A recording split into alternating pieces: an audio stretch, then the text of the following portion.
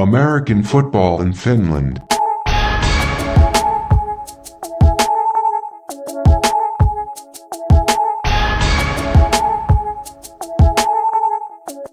I'm here with French defensive back Pierre Courageux, who is currently playing in Germany for the New Yorker Lions this season. So he wasn't able to make it to the EU championships here in Finland, but he is following his national team.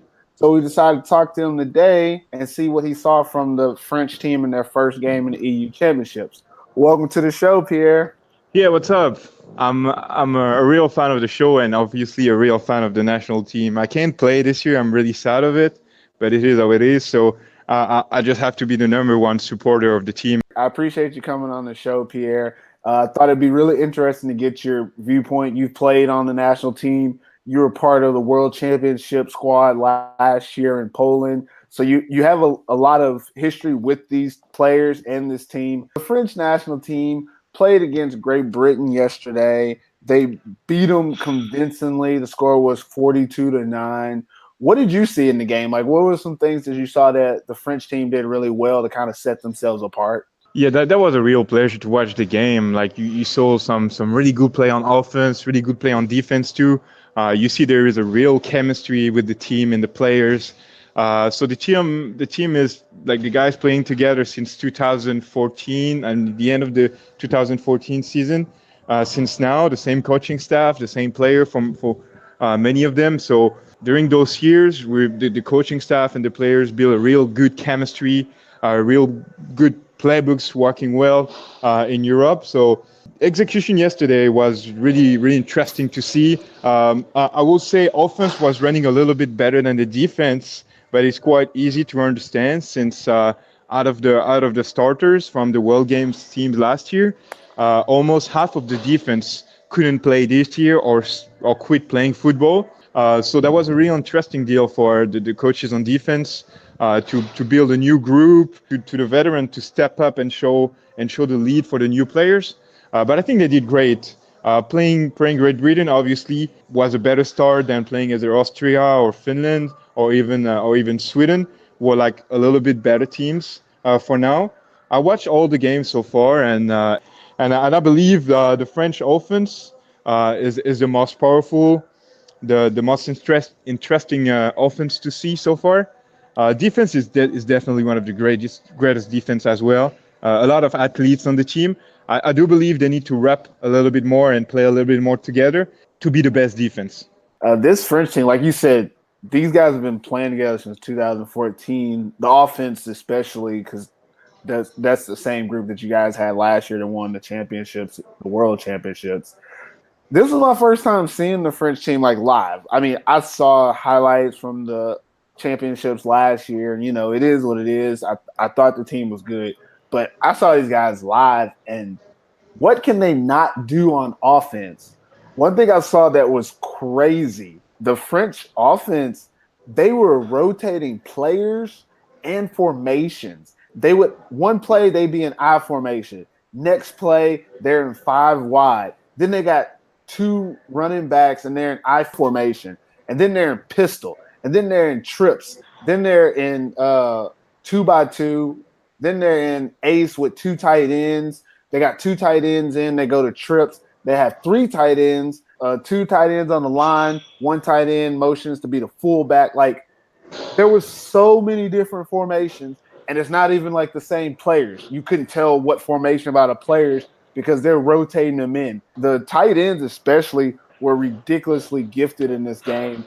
I don't know who they are. You might know, but there was number 31, number 44, I think, and I think number 40. All 3 of those tight ends were really important for this French offense to be able to do whatever they wanted because all 3 of them were athletic enough to be receivers, but strong enough to block at tight end. And I think Jerome Valbin was the one that actually played fullback for the guys.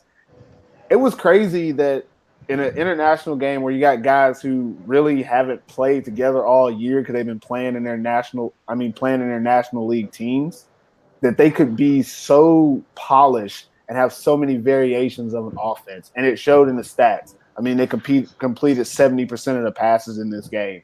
And that was basically due to the fact that they knew what they were doing. You've obviously played with these guys before. How well do you guys practice and prepare for these games to be able to do this so consistently? That's first of all, that's a really good job from the coaching staff.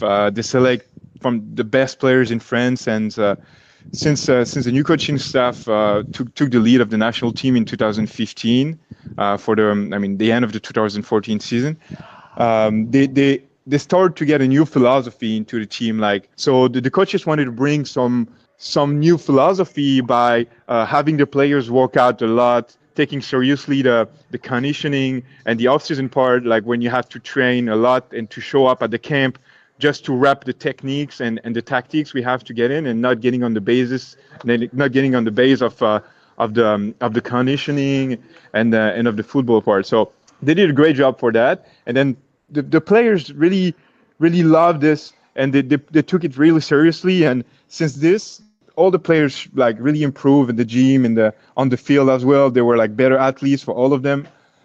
So I think it's the first good thing that happened to the team.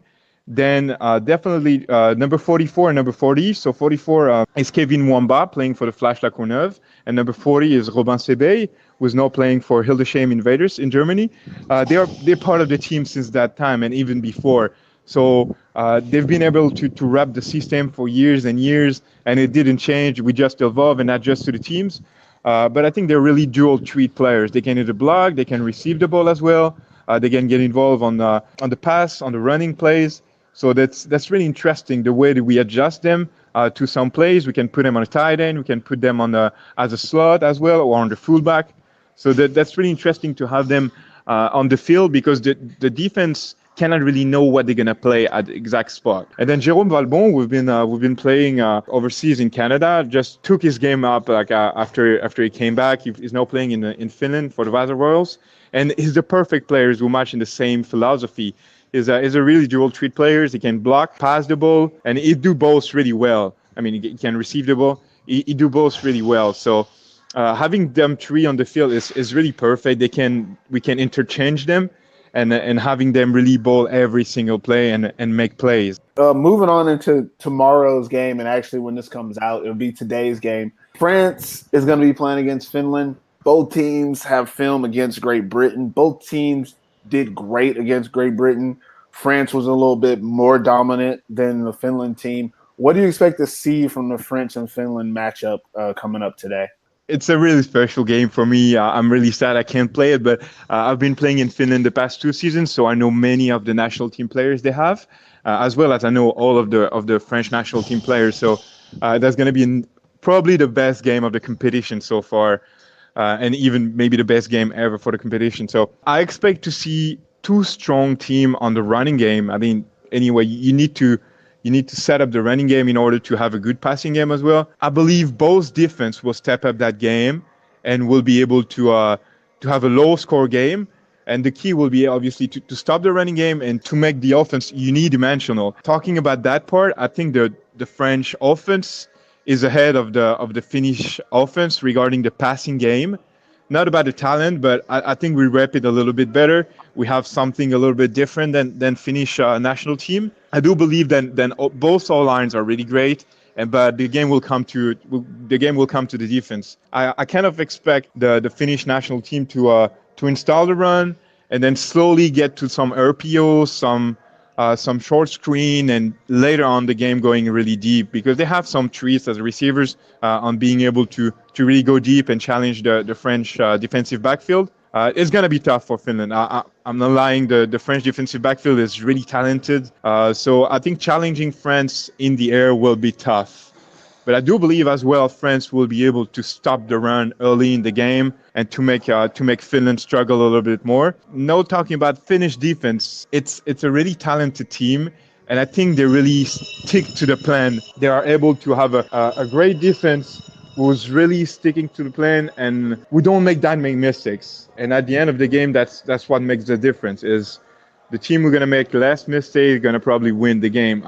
Watching the game yesterday, France versus Great Britain, I've seen a lot of turnovers from both sides, and I think we need France to get rid of those in order to win the game, because that may not make a big difference against UK, but playing against Finland, those turnovers will set the game for real. So Finnish defense is great. Their offense is lacking a little bit, and for France is I think the opposite. The offense we have is really powerful. Is multi-treat. We have a lot of stuff we can do, and our defense needs to step up a little bit regarding the running game, and I think everything will be fine. I'll obviously say France gonna win, because I really believe it, and I think if they win over Finland, it's not winning the championship, but that's gonna be a huge message to Austria. Yeah, I really agree with you a lot here. I'm gonna get it out. I mean, as a fan, obviously, I'm going for Finland.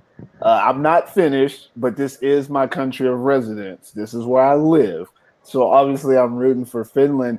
But I agree with a lot of points that you said about the game. It's going to be a game of defense. When you look at these two defenses, both of them are great defenses. But I think that with France having a little bit more of a polished offense, it's really going to come down to, can the Finnish defense match up with, like I said earlier, all those formations, all the different personnel coming and going from the French team. If you look at the film that each team has to watch playing against Great Britain, they're breaking down the film. You're going to be able to see formations, you're going to be able to see tendencies, etc. If you're breaking down France's offensive film, it's a clusterfuck. That's all you can call it, because they had a lot of formations, a lot of personnel groupings, and they were shifting from formation to formations, and you could never really get a beat. A lot of their run plays automatically turned into play action passes.